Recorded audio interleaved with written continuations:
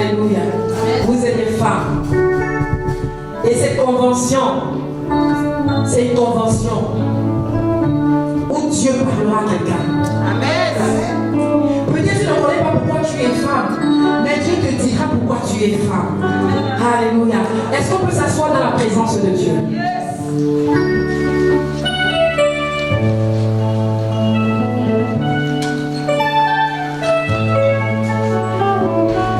Éternel, je te bénis, je t'exalte parce que tu es Dieu. Je te lève ce moment entre tes saintes mains. Prends entièrement contrôle, Seigneur. Que je disparaisse et que tu apparaisses et que tu parles à ton peuple ce jour. Merci, Seigneur. Parce que c'est toi, Père éternel de gloire, qui prend entièrement contrôle de toutes choses. C'est au nom puissant du Seigneur Jésus-Christ de Nazareth que nous avons ainsi prié. Que quelqu'un dise Amen. Amen. Alléluia. Cette convention a bien commencé. Dis, elle a bien commencé. Elle a bien commencé. Elle a très bien commencé. Alléluia. Amen. Le thème est vraiment spécial. Femme, quel est ton rôle et ton intégration dans l'église? Ça, quand on donne un terme, ne croyez pas que le thème c'est pour peut-être pour les gens qui ont écouté. Non. Quand on donne un thème aux femmes, ce thème s'adresse à toi-même. Amen. Ça veut dire que quand j'ai vu ce thème, j'ai dit Seigneur, quel est même mon rôle dans l'église? Quel est même mon rôle en tant que femme dans l'église? Donc il y a rôle, il y a intégration, il y a église. Et pendant que je suis en train de parcourir la définition de l'église, j'ai compris que Jésus est l'église. Il est venu rassembler. Donc l'église c'est un endroit où se rassemblent, alléluia, les fidèles, alléluia, les enfants de Dieu se rassemblent. Et Dieu est venu rassembler. Ça veut dire que quand Dieu rassemble quelque part, ça veut dire qu'il donne le rôle. Et il dit à la femme, il donne le rôle à la femme. Et il dit maintenant à la femme, quelle est ton intégration? Pendant que j'ai remis les gens, j'ai déposé les gens, je les ai remis dans ma présence, dans mon église. Maintenant ton rôle, est-ce que tu connais même ton rôle? Et si je viens maintenant, je te demande que bon, qu'est-ce que tu as fait? Est-ce que tu vas me dire ce que tu as fait? Parce qu'il voulait me montrer que tu as été intégral. Et tu as été intègre, je veux dire. Que tu as fait ton œuvre avec honnêteté, avec assurance, avec... Je ne sais pas comment je vais expliquer à quelqu'un. Donc ces questions, moi je me la posais. Je me suis posé la question. Pas parce que je suis la femme du pasteur, non. Ça n'a rien à voir avec Dieu. Ma relation avec Dieu n'a rien à voir avec mon mari. Amen. Ma relation avec Dieu, c'est ma relation avec Dieu. Parce que Dieu m'a créé. Quand je sortais du ventre de ma mère, il m'a créé seul. Amen. Et il m'a donné une mission seule. Amen. Et il m'a créé femme. Il ne m'a pas créé homme. Alléluia. Et la femme a une grande importance. Amen. Dans l'église. Amen, amen. Vous savez pourquoi? Parce que la première personne que Dieu a créée, c'était l'homme. Il a créé l'homme, il a fait tout. Il a donné tout à l'homme. Parce qu'il s'est dit non. Voilà celui que je forme, j'ai créé à mon image, à ma ressemblance. Voilà, et puis, je mets tout, il a donné toutes les maisons, il a tout donné, tout ce que nous cherchons, il a tout donné à l'homme. Mais il a trouvé que l'homme n'était pas content. Mon Dieu,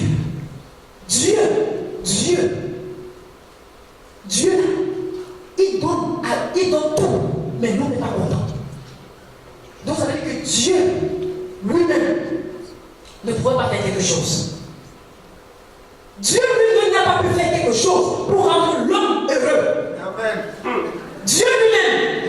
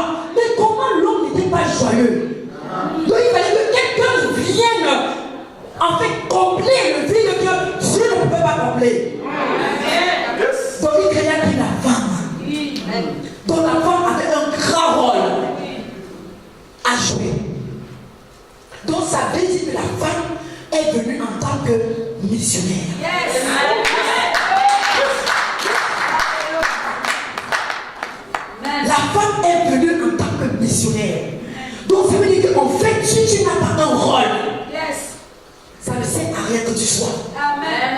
Tu n'es pas venu pleurer le mari, tu n'es pas venu pleurer la maison, tu n'es pas venu pleurer les enfants, tu n'es pas venu pleurer le travail, mais tu es venu accomplir une mission.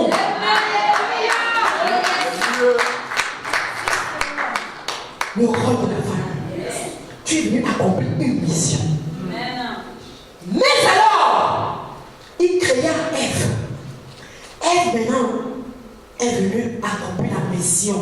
Et l'homme était heureux. Il a dit, voilà la chair de ma chair, les os de mes os. Et tout était complet. Mais cette même femme-là a commencé à avoir des relations hors commun. Dis-moi avec qui tu marches. Je te dirai qui tu es. Et je te dirai où tu vas.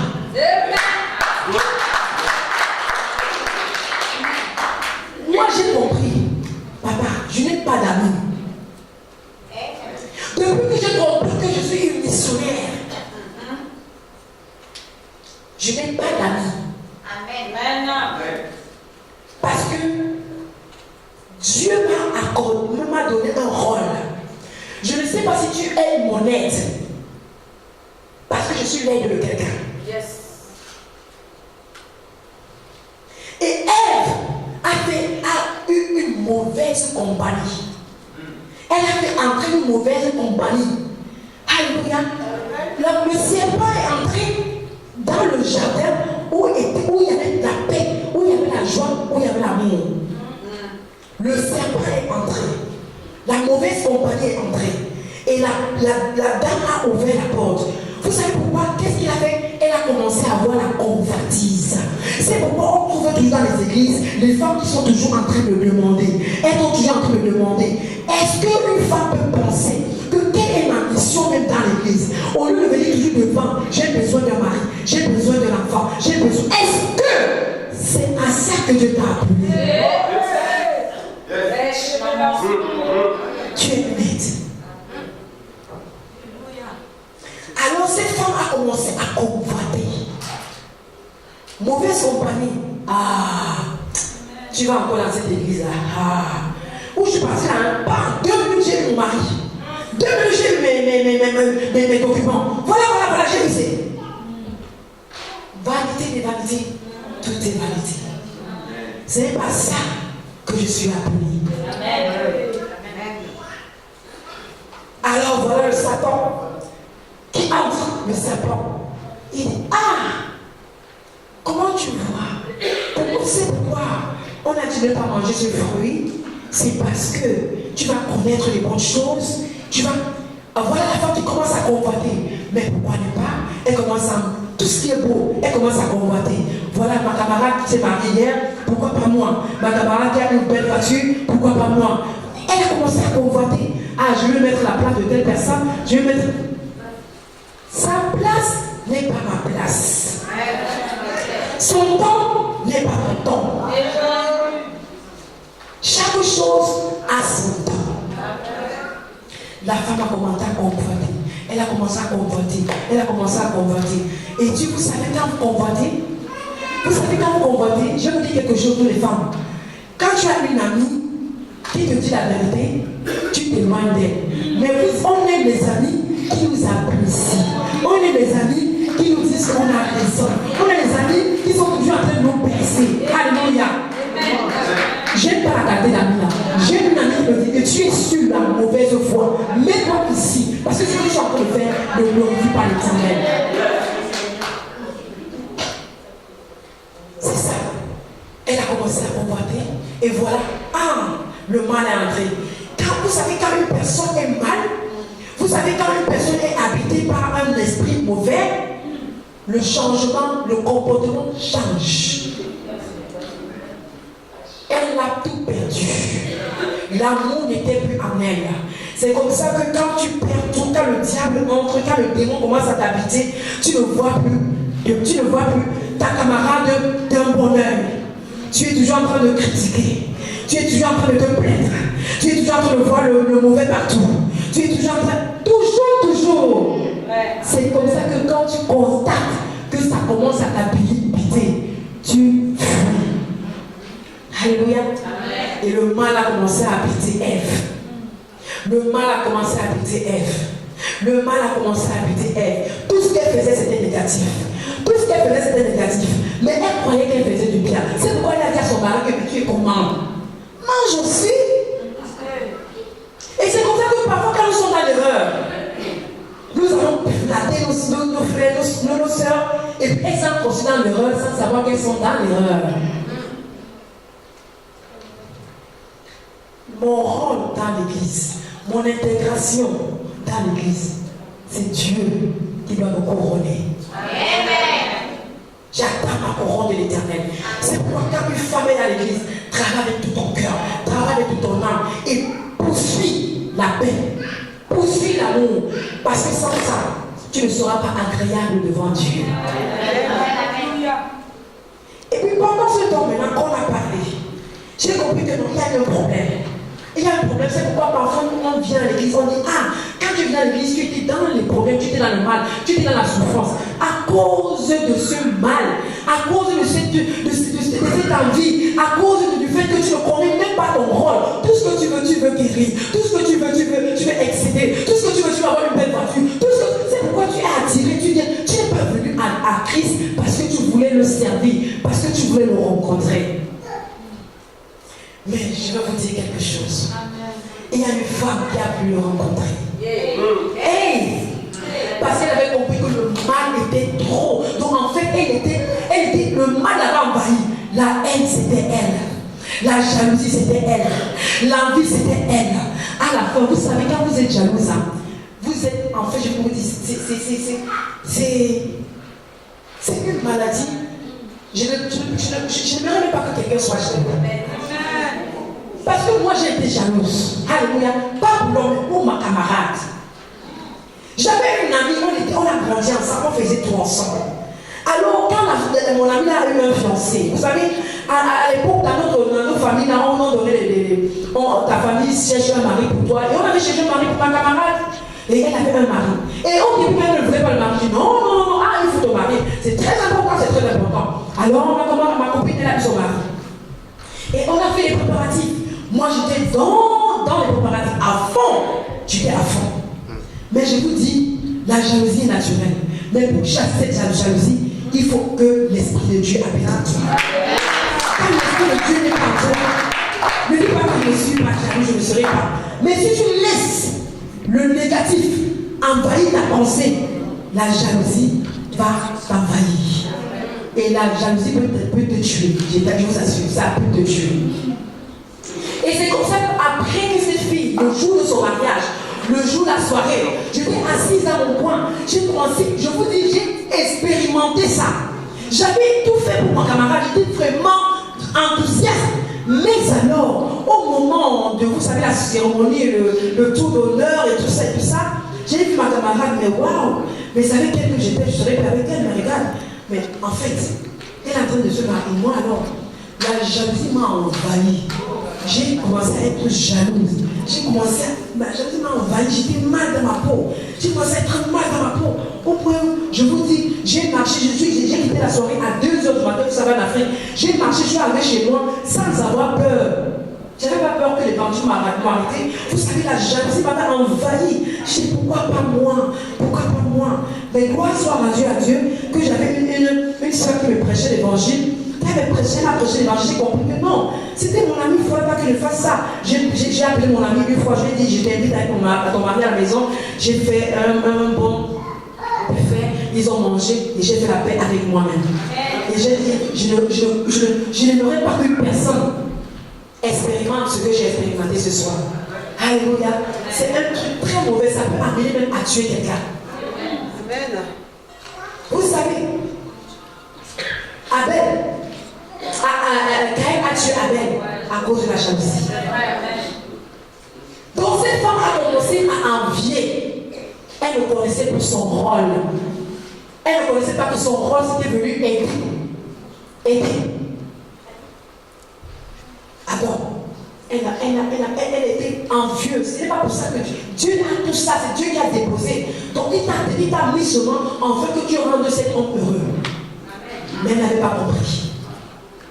Et elle a encaissé, tout ça c'est entré. Vous savez, elle a commencé à emmagasiner ce qui n'était pas bon. Et c'est comme ça que quelque part maintenant, une femme qui a reconnu, elle a dit non, il faut que je rencontre Jésus. C'est cette femme qu'on appelle Marie de Magdala. Alléluia. Cette femme, on dit c'est une femme qui avait 7 démons. Je n'ai pas vu quelque part, on m'a dit que c'était une prostituée, c'était une pécheresse. Parce qu'il y a la pécheresse et la prostituée. On n'a pas dit quelque chose comme ça de Marie Magdala. On a dit que c'était une femme qui possédait, elle était possédée de 7 démons. Et on sait que le chiffre 7, c'est la totalité. Ça veut dire qu'en fait, comme Dieu là était fâché, il les a chassés du jardin. En fait, les démons, cette jalousie, cette envie, elle avait ça en elle. Mais elle a dit non, il faut que j'aille rencontrer Jésus. Il faut que je sois celle-là parce que je suis là pour la rédemption. Parce que si Dieu m'a créé, c'est pour que j'apporte la paix. Si Dieu m'a créé, c'est pour que j'apporte l'amour. Si Dieu m'a créé, c'est pour que j'apporte la joie. Si Dieu m'a créé, c'est pour que je mette la joie dans le cœur. C'est pourquoi Dieu m'a créé. Alléluia. C'est pourquoi Dieu m'a créé. C'est pourquoi il y a même l'autre verset biblique. Écoutez notre verset biblique, c'est le Jean 11. Mais on a pris du papier à partir du verset 29 qui disait dès que Marie eut entendu, elle se leva promptement et alla vers lui. Mais quelque part en haut, on dit que quand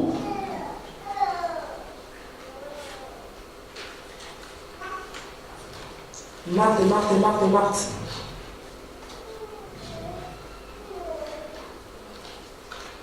Regardez où Marthe a dit le maître est là.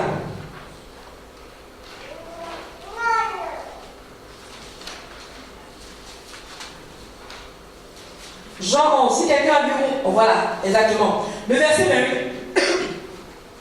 La Bible dit, ayant ainsi parlé, elle s'en alla, puis elle appela, bon en fait, quand elle a vu Jésus, elle est partie voir sa soeur Marie et lui a dit, le maître est ici. Et il te demande. Le maître est ici et il te demande. Pourquoi le maître demande-t-il à voir Marie? Pourquoi il demande? Parce qu'en fait, il a entendu une nouvelle. Il a entendu que Lazare était mort. Amen. Lazare était mort. Ça, c'est une autre Marie. Que sa soeur lui dit, le maître est là. Nous savons que pour que quelqu'un soit ton maître, il faudrait que c'est lui qui te donne les ordres. Ça veut dire qu'en fait, tu as un rôle à jouer. Et quand il arrive, tu lui donnes en fait le résultat de ce que tu as fait. En fait, le maître est là. Et Marie se lève promptement pour aller le rencontrer. Et quand elle se lève, les gens regardent, les autres regardent, et ils se disent, elle va pleurer sur le sepulcre. Attends, pour moi, elle n'est pas là. Mais pour moi, c'est une histoire. Elle se lève promptement. Elle va, en fait, rencontrer le maître. Elle dit, si tu avais été là. Et le maître est inquiet, dit, mais ne t'ai-je pas dit que si tu crois, tu verras la gloire de Dieu. En fait, pourquoi? Ça veut dire qu'en fait, le maître a compris que cette femme n'était pas intègre. Ça veut dire qu'en fait, elle n'était pas intègre. Mais c'est une femme qui est venue à Jésus avec tous ses péchés. On dit, c'est elle, c'est cette femme-là qui a cassé le parfum cher. En fait, elle est venue devant Jésus. Elle a confessé ses défis. En fait, elle a dit, Seigneur, cette souffrance, j'en ai ras le bol. Elle a coulé la larme. C'était une eau. Elle a lavé les pieds de Jésus.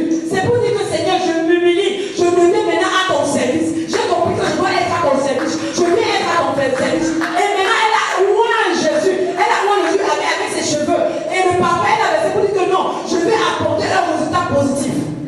Qui sera comme une bonne odeur devant toi. Mais quel est le résultat que tu as donné? Jésus se pose la question. Ne t'ai-je pas dit? Donc ça veut dire qu'en fait, mes recommandations. Donc quand tu es là, tu es ici, tu ne savais même pas ce que tu faisais. Jésus pourra. On dit c'est un endroit où Jésus pourra. Parce qu'il a compris que, mais elle n'a encore rien compris. Mais cette femme, j'ai aimé cette femme de Marie de Magdala. Marie de Magdala, elle venait à comprendre que non, cette femme qui m'a fait porter ses péchés, avec qui je me suis connecté, j'ai porté la totalité de ces péchés. Alléluia. Je dois être délivré. La Bible j'ai énuméré. Pendant que j'étais en train de dire, je dis Seigneur, ma position est où? J'ai énuméré quelques, alléluia. J'ai énuméré quelques. J'ai dit, bon, en fait, cette femme est venue à Jésus. Elle a été délivrée. Elle est devenue sa disciple. Amen. Elle a soutenu Jésus avec ses biens. Amen. Elle a fait part de la bonne marche avec Jésus. On a vu que quand Jésus allait le village à la village, elle était avec Jésus. À la croix, elle était avec Jésus. Ça veut dire que dans le problème de Jésus, elle était là. On dit lorsque Jésus est ressuscité, ça veut dire qu'en fait, c'est une femme qui était toujours à côté. Elle était sûre. Quand il ressuscitait, elle était là. Et puis je vous dis quelque chose. Quand il fallait donner le message aux apôtres, aux super spirituels, c'est elle qui a porté le message. Je vous dis quelque chose. Voilà une femme qu'on peut dire, cette femme elle a joué le rôle, elle est une femme dans son intégration et dans l'église. Je vais vous dire, dans l'église, elle a fait. Et j'ai énuméré, j'ai dit, pendant que je suis en train de lire, parce que je veux dire à quelqu'un, quand je lis ma Bible, je ne lis pas pour quelqu'un, je lis pour moi-même. Amen. Parce que là, j'ai compris que quand elle a été délivrée du mal, et elle portait une haine en elle. Vous savez, j'ai écrit que sa haine s'est transformée en amour. Sa souffrance en paix. Son tourment, ce qui l'a tourmenté là, est devenu la confiance. En fait, si te tourmente, tu dis, ah, je n'ai pas le mari, je n'ai pas d'enfant, je n'ai pas le boulot. C'est devenu la confiance. Elle a une confiance en elle. Si je sers Dieu, si je fais l'œuvre à laquelle il m'a assigné, je suis sûr qu'il ne va pas m'abandonner. Elle a une confiance. Alléluia. Sa maladie, elle est venue la santé. Parce qu'elle a compris que si je sers Dieu, moi je n'ai pas besoin de maladie. On l'appelle Rapha, le guérisseur des guérisseurs. Il opère sans cicatrice. Alléluia. C'est devenu sa santé. Alléluia. Sa tristesse est devenue sa joie. Alléluia. Elle veut marcher dans la joie. Alléluia. Elle ne voyait plus. Autour d'elle, tout était glorieux. Alléluia. Elle n'avait plus de tristesse. Elle était dans la joie. On dit sa honte. Alléluia. Avait une place à l'honneur. Oh Jésus.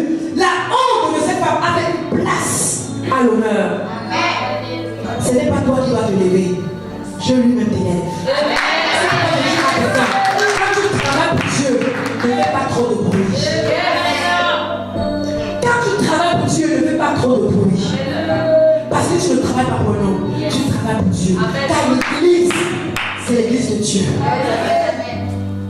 Tu peux changer d'église à l'église. Mais quand tu n'es pas intègre, ça ne sert à rien. C'est Dieu qui voit, ce n'est pas l'homme qui voit. J'ai toujours dit, si j'étais pasteur d'une église, si quelqu'un veut partir de l'église, je l'aide ma partie. Parce que c'est une personne qui n'est pas intègre. Parce que si quelqu'un veut partir aujourd'hui, demain elle partira. Si Marie de Magdala devait partir de l'église, on devait voir vite. Mais c'est pourquoi dans les problèmes, elle était là. Dans les murs, elle était là. Dans tout ce qui s'est passé dans l'église, elle était à la brèche. Elle dit, Seigneur, je sais pourquoi tu m'as créé. Tu ne m'as pas créé pour devenir, je ne sais pas, mais tu m'as créé pour être une aide. Pour mettre la joie dans le cœur d'une sœur qui est dans la peine. Alléluia. Je vais dire à une femme, ton rôle est que quand une femme vient devant toi, c'est le rôle, hein? L'église c'est un rassemblement. Je vais te dire une chose, quand une femme vient devant toi, quelqu'un n'est jamais venu devant moi, depuis que j'ai compris une chose. Parce que dans le ministère, j'ai souffert. Au point un jour, je suis allée dans ma chambre. J'ai tellement pleuré dans ma chambre. J'ai dit, Seigneur, je suis fautive. Parce que je ne comprenais pas comment tout le monde me détestait à l'église. Je ne comprenais pas comment, femme de pasteur, comment je dois être mais c'est tout le monde qui me déteste.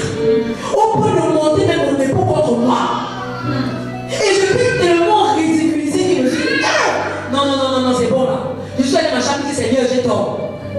j'ai tort. Parce qu'en fait, une personne peut me détester, c'est bon. Deux personnes, c'est bon. Mais c'est tout le monde. C'est moi qui suis la faute. C'est moi, ça veut dire que je dois changer. Puisque je n'arrive pas à changer, Seigneur, fais-moi changer. Fais-moi changer. Donne-moi la force de changer. Transforme ma pensée. Alléluia. C'est pourquoi la Bible dit que cette femme de Marie de Magdala, la Bible dit qu'elle est allée. Elle est venue à Jésus. Alléluia. Elle est venue à Jésus. Quand tu viens à Jésus, parce que là, tu ne peux pas. Par tes propres forces, tu ne peux pas. Alléluia. Tu ne peux rien faire par ta propre force. C'est quand tu viens à Jésus, tu dis Seigneur, transforme-moi. Alléluia. Et quand Dieu, tu viens vers Jésus, il te transforme. Et il te délivre. Alléluia. C'est pourquoi il a délivré cette femme. Alléluia, j'ai compris que maintenant, la honte est devenue avec une place d'honneur. Alléluia. Et une position de respect. Quand tu ne te respectes pas, on ne va pas te respecter.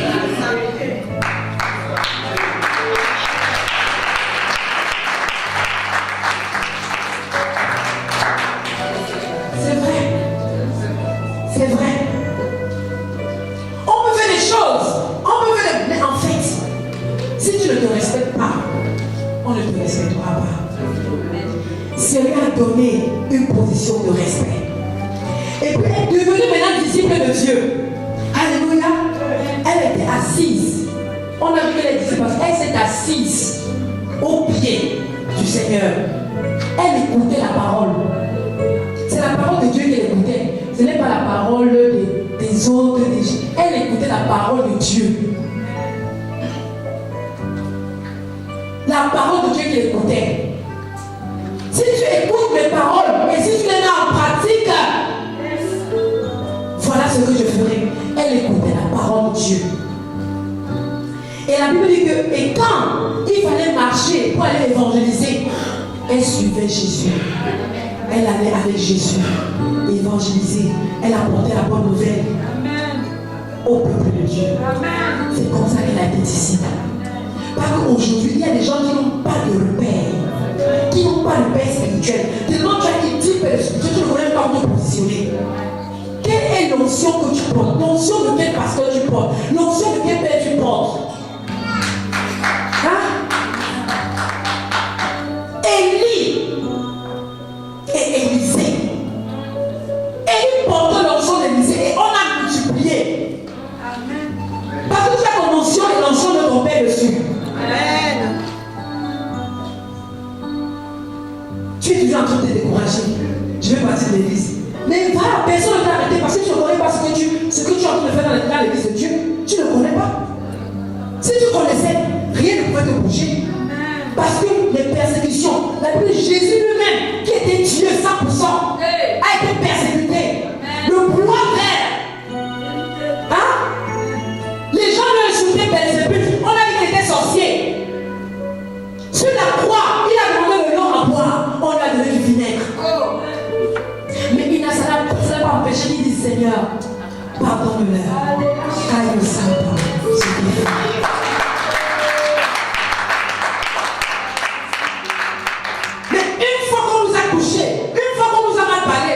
C'est une catastrophe. Qui sommes-nous par rapport à Jésus? Quand j'ai commencé à comprendre, à expérimenter Dieu, j'aime bien être persécuté. Parce que plus je suis persécuté, plus ma prière double. Plus je suis persécuté, plus je sais comment parler à Dieu. Parce que la prière, c'est parler à Dieu. Si tu n'as pas de persécution, tu parleras comment à Dieu? Tu es bon Seigneur, tu es merveilleux, tu es miséricordieux, tu n'auras pas de Seigneur, à cause de toi Seigneur, je suis persécuté. À cause de ton nom Seigneur, je suis pris dans les tribulations. À cause de ton nom Seigneur, les gens m'insultent. À cause de ton nom Seigneur, à cause de ton nom. Parce que je sers dans ta maison, parce que je fais ton œuvre, parce que je suis à côté du pasteur, parce que je regarde ce qui ne va pas à l'église et je me mets à genoux pour cela. Seigneur, je suis persécuté.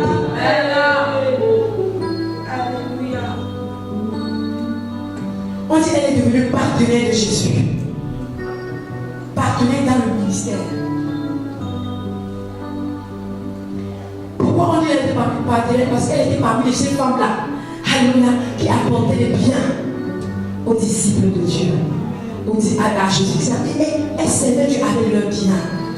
Parce qu'elle savait que plus elles investissent, plus Dieu multiplie. Il y a plus de bénédictions à donner qu'à recevoir.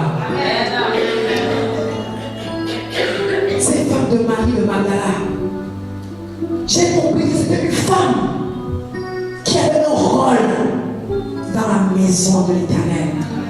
Et elle était intègre dans la maison de l'Éternel. Il y avait de quoi. Même quand il y a des problèmes, quand l'église s'écoule, elle était là. Elle allait au sépulcre. Elle pleurait. Où vous avez mis mon Dieu? Où vous l'avez mis? Où vous l'avez mis? Où vous l'avez mis? Cette fille était, comment on appelle? Faithful. Fidèle. Faithful. C'est ce qui nous tue, c'est pourquoi nous souffrons. Nous souffrons parce que nous ne connaissons pas notre importance ici sur la terre. Nous ne connaissons pas notre rôle à l'église. La femme a une grande importance dans l'église. Les pasteurs, les apôtres étaient dans la chambre haute. Mais le message, c'est la femme qui apporte le message. Elle dit, il est ressuscité. Alléluia. C'est la femme qui apporte le message. C'est la femme qui a vu Jésus. Elle a pleuré quand Jésus était dans la tombe. Elle a pleuré, c'est la femme. Parce que la femme apporte le bonheur. La femme apporte la paix. C'est pourquoi cette convention, la 4e édition, Jésus voulait dire à quelqu'un, je lui dis à une femme, femme, tu as un rôle. Si tu es encore entré dans le tourment, sache que tu n'as encore rien commencé. Si tu es toujours dans les plaintes, sache que tu n'as même pas encore commencé. Parce que quand tu commences, c'est la même chose dans nos mariages. Il y a une femme pasteur qui m'a appelé un jour et me dit, ah, c'est une maman pasteur. Elle m'appelle dit, ma fille, femme de pasteur, j'ai vécu longtemps avec mon mari, mais toi, la façon dont je te vois avec ton mari, je n'arrive pas à discerner.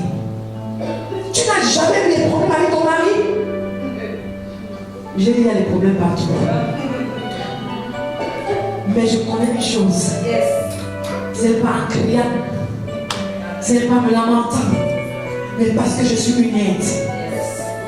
Ça veut dire qu'en fait, quand il y a le désordre, je suis appelé à mettre de l'ordre.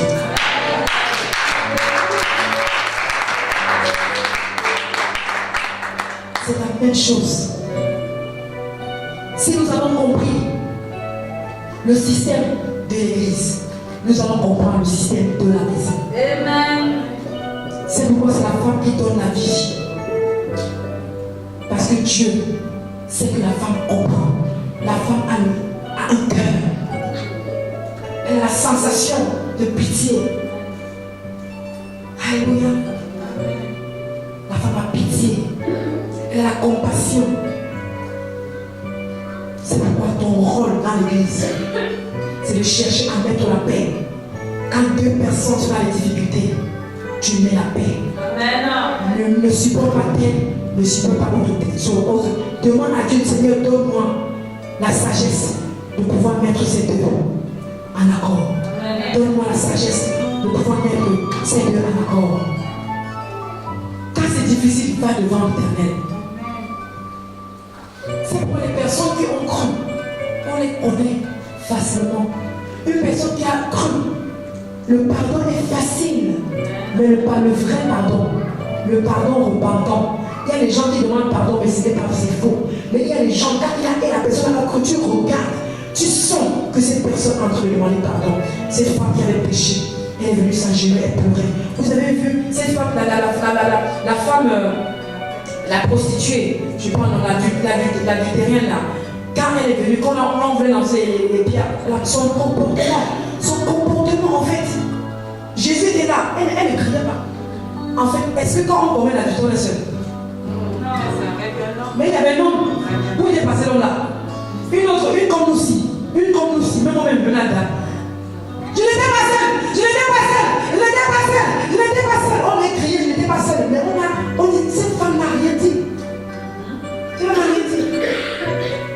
Elle dit là, pendant que Jésus est en train de regarder son comportement, il s'est dit, il regardait. Après, quand il a vu la tête, il a dit, moi non plus, je ne te connais pas. Moi non plus, je ne te connais pas. Mais va, ne pêche plus. Parce que elle avait une attitude de culpabilité. Une attitude de culpabilité. Tu fais quelque chose de mal. Au lieu d'avoir la culpabilité, c'est toi qui parles pour que tu le montes. Tu es là pour détruire ou bien tu es là pour construire. Parce que ça ne vient pas de la relation, comme je disais. On va clôturer ici. Ève avait une mauvaise rencontre avec le Satan. Et la Bible nous dit dans Jean 10, le Satan est venu pour détruire, égorger. C'est son travail. Donc c'est comme ça qu'il avait détruit la vie de cette femme. Si nous voulons avoir un rôle comme le... On peut croire que, mais dis donc, c'est un thème comme ça. Non, c'est pas un thème comme ça. Les femmes se sont assises. Elles ont sorti le thème. C'était spirituel. Quand un thème sort, quand Dieu donne une parole, c'est parce qu'il a vu que quelque part, on avait besoin d'être transformé. Et au travers de cette convention, je pense que nous aurons compris et nous allons changer notre attitude, nous allons changer nos comportements, nous allons changer.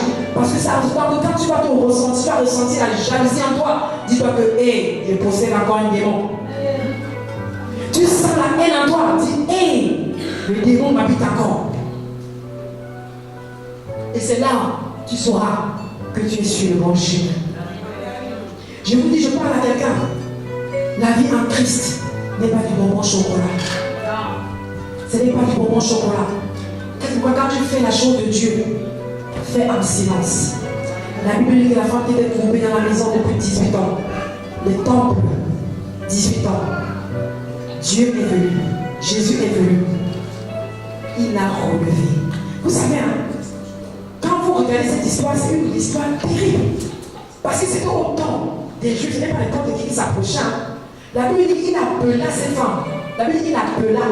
Ça veut dire qu'appeler me dit, viens. Il n'a pas dit, maman Marie-Louise. Elle reste là. Ça veut dire qu'en fait, si j'appelle maman Marie-Louise, c'est pour qu'elle vienne. Elle vient où? Où les femmes ne pouvaient pas venir. Ça veut dire qu'elle a brisé le protocole. Dieu a brisé le protocole. Où elle était anéantie, où elle était cachée, où elle était insignifiante, où elle était. Dieu a fait qu'elle brise le protocole. Elle est entrée. C'est pourquoi les Juifs étaient même étonnés. Jésus l'appela. Et quand il l'a appelé, la Bible dit qu'elle était courbée depuis 18 ans. 18 ans courbée. Ça veut dire qu'en fait courbée, ça veut dire qu'elle était humiliée. Elle avait 18 ans sur place. Tu es humilié aujourd'hui, tu es assis ici. Non, tu quittes, tu vas à Résurrection quelque chose. Là-bas, tu quittes d'accord. Tu vas à Gémès. Tu quittes d'accord par Dieu. En fait, Dieu va te trouver où? Il va te chercher où? La Bible dit que cet homme a fait 18 années courbées. Dieu l'appela. Il a brisé le protocole. Où n'importe qui le montait, elle est montée. Et après, il lui a imposé les mains. Hey! Consécration. Une l'onction de Dieu lui-même est descendue dans sa vie. La Bible dit que Jésus lui imposa les mains. Et il dit, va, tu es guéri de ton infirmité. Je te mets à une dimension où quand les gens te verront, ils auront peur. L'onction de Dieu. L'onction de Dieu. On dit que celui qui voit Dieu meurt. Moïse a vu passer, la main de Dieu passer. Quand il descendait, la gloire de Dieu était son visage. Imaginez cette femme où Dieu a déposé sa main. Il a imposé, il a dit, va, ton infirmité, tu es guéri de ton infirmité. Maintenant, quand les gens vont te voir, ils vont te célébrer. C'est ce que nous vont faire dans la maison de Dieu. C'est pourquoi quand tu fais ton travail, fais tranquillement. Fais avec paix. Fais avec. C'est moi, j'aime bien. C'est moi, j'aime beaucoup tous les départements. Même le département d'entraide, je ne vous mens pas. C'est un département qui travaille.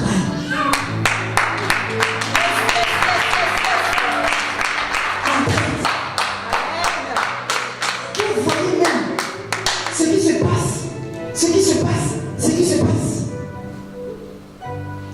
Donc c'est pourquoi je veux dire à quelqu'un, quand tu travailles, ne fais pas que ça soit comme une oreille qu'on a balayée. Travaille dans l'amour, travaille dans la paix, dans l'unité. Alléluia. Quand on travaille pour Dieu, on n'exclut pas les gens. Quand on travaille pour Dieu, on accepte tout le monde avec son caractère, avec son comportement. Parce que personne n'est parfait. Amen. Si je vous dis que je suis parfait, je mens. Personne n'est parfait. Chacun a son défaut. Mais il y a des défauts qui nuisent. Il y a des défauts qui ne nuisent pas. Un défaut nuit. Mettez-vous à genoux et priez. Et quand tu vas vous revenir des choses cachées, vous allez voir la personne va venir et la personne sera calme. Et c'est pour ça que vous allez agrandir. Pas de mettre le trésor, vous êtes 10, vous restez 2, vous restez 3, à la fin ça, c'est fini. Attends, quand Dieu reviendra, il ne trouvera rien. Vous aurez tout fait en vain. C'est pourquoi je veux dire à quelqu'un, lève-toi sur tes 2 pieds. Si Dieu t'a parlé, lève-toi sur tes 2 pieds. Alléluia.